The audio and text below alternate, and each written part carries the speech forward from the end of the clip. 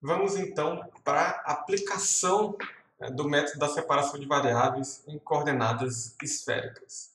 O primeiro problema que a gente vai pegar aqui vai ser o problema de eu ter uma casca esférica e eu sei qual que é a função potencial nessa casca esférica. Tá? É uma função de θ, obviamente, né? Porque é uma casca esférica, o R não varia. Então é uma função V0 de θ que descreve o potencial nessa casca esférica. E eu quero saber como que eu calculo o potencial dentro e fora. Né? Como é que eu calculo o potencial no resto do espaço, sabendo o potencial só nessa casca. Então veja, dentro da esfera e fora também não vai ter cargas, a gente está considerando que a esfera é oca. Então, Laplaciano de V igual a zero. E aí, essa é a solução geral para qualquer problema em coordenadas esféricas. Eu só escrevi isso aqui para falar, realmente o que resolve esse problema é a equação de Laplace. Está aqui a solução geral. Vamos aplicar as condições de contorno. A primeira condição que a gente olha é o seguinte, o ponto, a região dentro da esfera que eu estou trabalhando, ela contém o ponto R igual a zero. Então, se eu quero calcular o potencial dentro da esfera, eu tenho que notar que tem um ponto R igual a zero. Só que se eu colocar o R igual a zero nesse denominador aqui, para qualquer valor de L dessa somatória, esse termo vai divergir. Não faz sentido eu ter um potencial divergente, tá? Se a função potencial na casca ela não é divergente. Tá? Então, dentro da esfera, todos os coeficientes BL vão ser nulos para qualquer valor de L. Então, a minha função solução simplifica desse jeito aqui. A outra condição de contorno é, bom, na casca esférica, para R igual a R, eu tenho que o potencial tem que valer essa função dada pelo problema. Então, V de R e θ tem que ser V0 de θ, e isso tem que ser igual a essa somatória aqui. Essa equação só é possível, né, qualquer função ser escrita como esse somatório, pois os polinômios de Legendre, né, esses PL, formam um conjunto completo e ortogonal no intervalo entre menos 1 e 1. Ou, se eu pegar na coordenada cosseno de θ, né, no intervalo entre 0 e π. Então, como que é a condição de ortogonalidade desses polinômios? A integral entre menos 1 e 1 do polinômio de Legendre na variável x. Para eu transformar isso aqui, né, em cosseno de θ, eu tenho que fazer a variável, a mudança de variável x igual a cosseno de θ. E aí a integral vai ficar assim, né? PL do cosseno de θ, PL' do cosseno de θ. Se x é igual a cosseno de θ, então dx é seno de θ dθ. E quanto é que vale isso daqui? Bom, vale zero se o L é diferente de L'. E se o L é igual a L', isso aqui vai valer 2 sobre 2L mais 1. Tá? Então essa é a regra para o produto escalar entre polinômios de Legendre na variável cosseno de θ. Bom, então o truque de Euler vai ser simplesmente multiplicar os dois lados por PL' do cosseno de θ vezes seno de θ, integrar entre menos 1 a 1. Ou melhor, integrar entre 0 e π. Tá? Então, vamos só dar uma olhada aqui. Então, o que eu vou fazer é botar uma integral aqui, vezes PL' seno de θ dθ. Desse lado aqui, o que vai acontecer? Essa somatória vai desaparecer, porque essa integral vai ser zero para todos os L's diferentes de L'. Então, vai sobrar só o L' aqui, certo? Então, somatório desaparece, vai ficar AL, R elevado a L, vezes 2 sobre 2L mais 1, que é o resultado dessa integral quando L igual a L'. E aí, do outro lado, eu vou ter a integral mesmo. Então, eu vou ficar AL', Rl' sobre 2L' mais 1 é igual a essa integral de 0 até π da função dada vezes o PL' do cosseno de θ seno de θ dθ. Então, isolando esse coeficiente AL, então o L' aqui agora vira o índice mudo, tanto faz. Tá?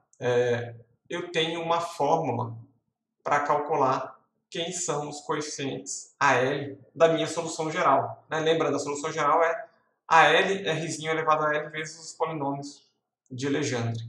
Então, aqui eu consigo calcular quem são esses coeficientes, dada essa função aqui. E aí eu tenho que fazer essa integral. Então, essa é a forma de calcular os coeficientes, a solução geral é aquela, está resolvido o problema. Vamos pegar um caso prático aqui. Vamos supor que o problema falou assim, ó, tá aqui o potencial na casca vale seno ao quadrado de θ sobre 2. Como é que a gente resolve isso? Bom, então lembra da dica que eu dei lá quando a gente tratou o caso de coordenadas cartesianas. Escreve essa função aqui em termos dessa função que está aqui, em termos do polinômio. Tá?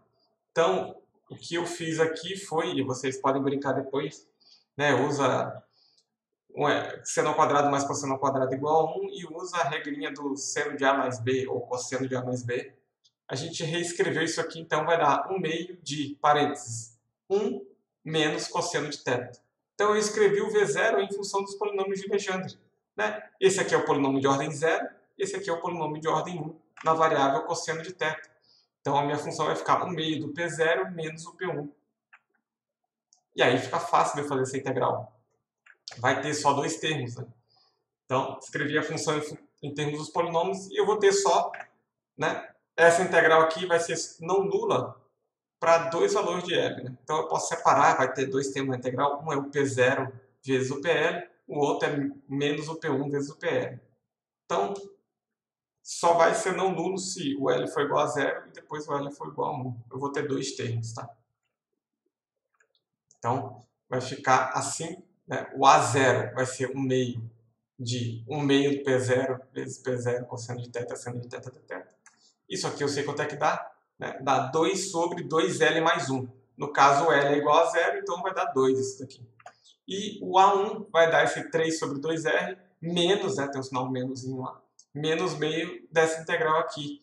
De novo, isso aqui vai dar 2 sobre 2L mais 1, para o L igual a 1 agora, então está 2/3. A solução geral, então, fica potencial de Rθ é dado por isso daqui, né? Vamos escrever em termos de números mesmo, então vai ficar 1 meio de 1 menos Rzinho sobre Rzão cosseno de θ. Quando R igual a 0, o potencial vai valer meio, né? Então no centro da esfera o potencial vai valer meio.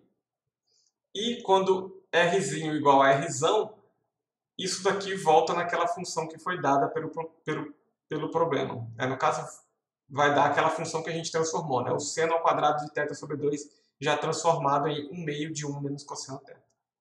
Certo? Então, está resolvido o problema aqui. De novo, a solução geral a gente já tem. É só pegar ela, olhar para o problema, aplicar as operações de simetria, aplicar as condições de contorno e, quando precisar, fazer o truque de Euler-Fourier, transformando a função dada pelo problema em termos de polinômios de Legendre. Esse é o procedimento padrão, a gente só tem que exercitar isso agora. Vamos fazer outro exemplo. Ah não, aqui eu fiz o potencial já do lado de fora para vocês, olha que moleza. Eu vou deixar para vocês fazerem, mas a gente já vai dar um encaminhamento aqui. Então, do lado de fora, a primeira coisa que a gente tem que ver, potencial para todos os pontos fora da esfera. Bom, vai conter o R tendendo ao infinito. Eu vou ter os R's muito longe da esfera. Só que aí, o termo AL, R elevado a L, vai dar problema, certo? Por quê? Porque se o L for 1 ou mais, esse termo vai divergir no infinito. E se o L for 0, eu vou ter uma constante. Então, o potencial no infinito vai dar uma constante. Mas se eu tenho uma casca esférica só com potencial ali, a ideia é que o potencial vá a 0 no infinito. Então, para o potencial ir a 0 no infinito e para o potencial não divergir, né, então são duas coisas aí, todos os ALs vão ter que ser nulo, inclusive o A0. Tá? O A1, 2, 3 vão ter o R elevado a 1, R ao quadrado, esses termos vão divergir. Mas o A0, ele vai ter que ser 0 porque é a constante do potencial. Quanto vale o potencial muito longe da esfera? Eu quero que o potencial valha 0, então o A0 também vai ser 0, tá certo? Então tomem cuidado aqui, tem um detalhezinho a mais. Mas, então, todos os ALs vão ser nulos por esses dois fatores. Então, o potencial, a solução do potencial vai ser dado por essa função aqui. Daqui para frente, é tudo um repeteco do que a gente fez. Tá? Aplica a condição de contorno na superfície. E aí usa o truque de Euler-Fourier para calcular quem são os coeficientes BL. Vou deixar de dica, nem é exercício da lista, tá? É uma dica. Treinem isso daí, façam isso daí, tá certo? Agora vem outro exemplo. Esse é um pouco diferente. Eu tenho uma esfera metálica, neutra, sem carga, né? Então, o número de cargas positivas não é sem cargas, é neutro, o número de cargas positivas e negativas é o mesmo. Carga líquida é zero. E eu vou colocar ela numa região de um campo uniforme.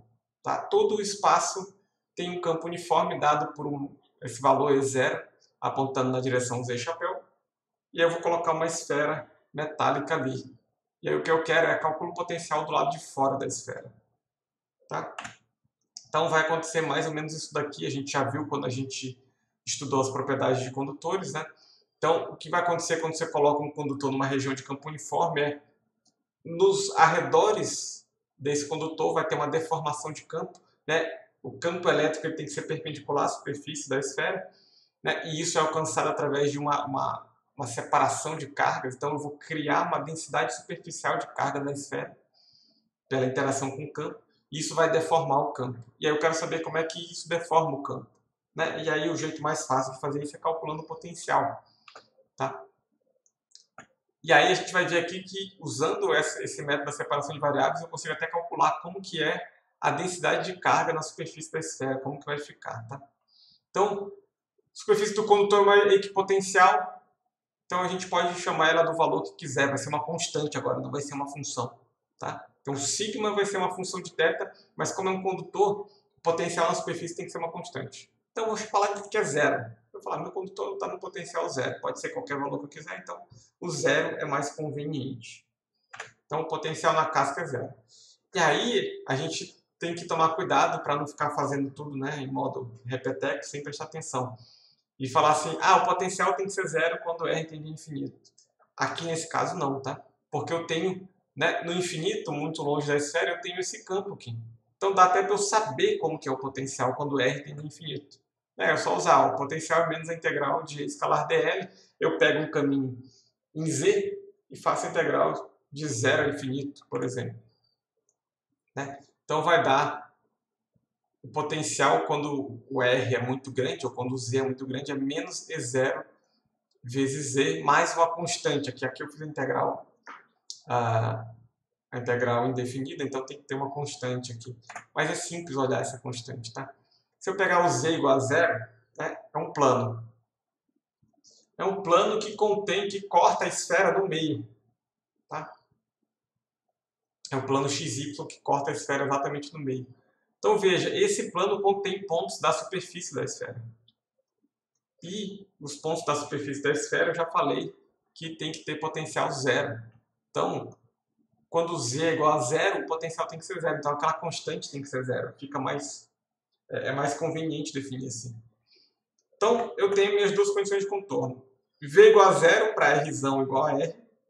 E o potencial tende a essa função aqui, E0 vezes Z, que eu vou escrever em coordenadas polares, né? Porque eu estou trabalhando em coordenadas polares. Então, Z é R cosseno θ, ficou simples de escrever. Então, o potencial tem que tender a esse valor aqui quando R é muito maior que R, ou seja, quando R tem infinito. Tá? Então, estou fazendo outro exemplo aqui com umas condições de contorno um pouco diferentes, né? Para vocês ficarem espertos com relação a isso. Observem com calma quem são as condições de contorno. Então, solução geral é dada por isso aqui. A primeira condição de contorno que fala o potencial tem que ser zero para R igual a R, vai me dar isso daqui, ó. R igual a R, eu coloco aqui. Isso daqui tem que ser zero para qualquer PL. Ou seja, se isso tudo tem que ser zero para qualquer PL, os PLs não são zero. A gente já viu que são PL, é 1x, 3x ao quadrado menos 1 sobre 2, enfim. Então, esse parênteses aqui vai ter que ser zero. Então, né, com Rzinho igual a Rzão, ou seja, na superfície da casca esférica. Isso daqui tem que ser zero. Então, eu tenho uma relação entre os dois coeficientes. Agora, esses dois coeficientes, AL e BL, não vão ser mais independentes por causa dessa condição de contorno aqui. Então, eu vou ter o BL é igual a menos AL vezes Rzão elevado a 2L mais 1. Eu tenho uma ligação entre eles. Então, os dois estão amarrados aí um ao outro. Bom, a solução, reescrevendo ela, já usando essa condição, vai ficar desse jeito. Então, agora eu só tenho um coeficiente para calcular. Geralmente é isso que acontece, se vocês já não perceberam isso. E aí, para o R indo para infinito, o segundo termo vai ser desprezível. Esse segundo termo aqui no parênteses, tá? Se esse R fica muito maior que isso daqui vai para zero. Então, essa segunda condição de contorno vai ficar só esse termo aqui, o BL, eu já desprezei. Tanto faz quem quer o BL, tá? Que ele vai... O BL não, desculpa aqui. Tanto faz quem quer esse segundo termo aqui, porque ele vai para zero. Então, vai ficar essa somatória aqui, né? A função v de r e θ tem que tender a menos E0 r cosseno θ. Né? Isso daqui, cosseno θ é o P1. E isso daqui é r elevado a 1, então fica muito fácil ver isso aqui, né? R elevado a 1, P1 do cosseno de θ. Então, só tem solução para L igual a 1. Não adianta eu querer colocar L igual a 2, L igual a 3. Então, de todos os termos dessa somatória aqui, só o A1 vai ser diferente de 0. O A0 é 0, o A2 é 0, todos os outros são 0. Só o A1 vai ser diferente de 0, porque o P1 é cosseno θ. Então, esse A1 vai ser exatamente igual a menos E0, né? A1 vezes R cosseno θ é igual a menos E0 vezes R cosseno θ. Então, A1 é igual a menos E0. Todos os outros são nulos. E como eu tenho uma relação, né, a minha solução já está aqui, né, eu não preciso calcular BL. Basta eu colocar L igual a 1 nessa função aqui e esquecer essa somatória. Então, o potencial fora da esfera vai ficar isso daqui, né? A L, quer dizer, o A1 é menos E0, R elevado a 1. Desculpa. R ao cubo sobre R ao quadrado vezes cosseno de θ. Está resolvido o problema. Eu só vou rearranjar isso daqui. Eu fiz uma distributiva aqui no parênteses, tá? Por quê? Porque tem um negócio que dá para observar bem aqui, fica até bonitinho de ver, né? Eu separei em dois termos aqui. E notem, esse primeiro termo aqui é o potencial devido ao campo externo. Tá? Então, ele vai estar aqui. E esse segundo termo aqui é o potencial devido à carga induzida. Então, a carga induzida na esfera vai acrescentar um termo ao potencial que vai a zero, com 1 sobre R ao quadrado, quando eu me afasto dessa esfera. Né? A gente vai ver mais para frente, mas vocês já viram em Física C, a gente viu no começo do curso, o potencial que cai com 1 sobre R ao quadrado não é o potencial de uma carga pontual, é o potencial de um dipolo. Então é como se a esfera tivesse ali um dipolo. Eu induzi um dipolo na esfera, então tem um potencial do tipo dipolo que aparece aqui nesse termo. Ah, mas eu falei que a gente ia calcular a densidade superficial de carga. Como é que a gente faz isso? Usa lá atrás, né, das condições de contorno, lembra que eu falei que a gente ia usar aquilo? Sigma é igual a menos ε0, a derivada do potencial com relação à coordenada normal. A coordenada normal superfície é a coordenada R. Então, basta eu derivar isso aqui com relação a R e multiplicar por menos ε0. Eu calculo quem que é a densidade superficial de carga nessa esfera. Tá? Então, vai dar uma constante vezes um cosseno de θ. Então, veja, o potencial na superfície da esfera é constante. A densidade superficial de carga varia com o cosseno de θ. E isso daqui condiz com o que a gente colocou naquele desenho. Então, veja, lembra, em coordenadas esféricas, o ângulo θ ele é 0 aqui, π sobre 2 e π, né, quando o vetor está apontando para baixo. Então, entre 0 e π sobre 2, o cosseno é positivo. Né? Então, eu tenho uma distribuição de carga positiva no hemisfério norte dessa esfera. Né? Então, o cosseno de 0 é 1, e aí ele vai caindo, né, conforme a função cosseno. Então, não cai exponencialmente, não cai linearmente, cai como uma função cosseno. Então, tem mais carga positiva concentrada lá no polo norte, e essa concentração de carga vai diminuindo até chegar no equador, onde ela é 0. E aí, do equador para o polo sul, eu vou ter uma densidade negativa de carga que vai aumentando até chegar no π sobre 2, quando o cosseno é menos 1, então eu tenho uma densidade de carga maior. Tá? Então dá para saber exatamente como está distribuída essa carga. Outra dica é, observe um exemplo 3.9 do livro texto, acompanhe a resolução dele, que é mais ou menos algo nesse sentido aqui que a gente fez, tá bom? Então, por essa aula era só, por esse vídeo era só. Até a próxima, não esqueçam de estudar e praticar isso daqui, tá? O método é esse, para coordenadas cartesianas esféricas, o método é mais ou menos o mesmo. Então, basicamente, o mais trabalhoso aqui é saber observar a simetria do problema, saber aplicar as condições de contorno. A conta qualquer computador faz, mas precisa de você saber dizer para a máquina qual que é a conta que ele tem que fazer. E para saber isso, é preciso saber aplicar bem essas condições de contorno e trabalhar a simetria do problema. Tá bom? Então, até a próxima. Tchau, tchau.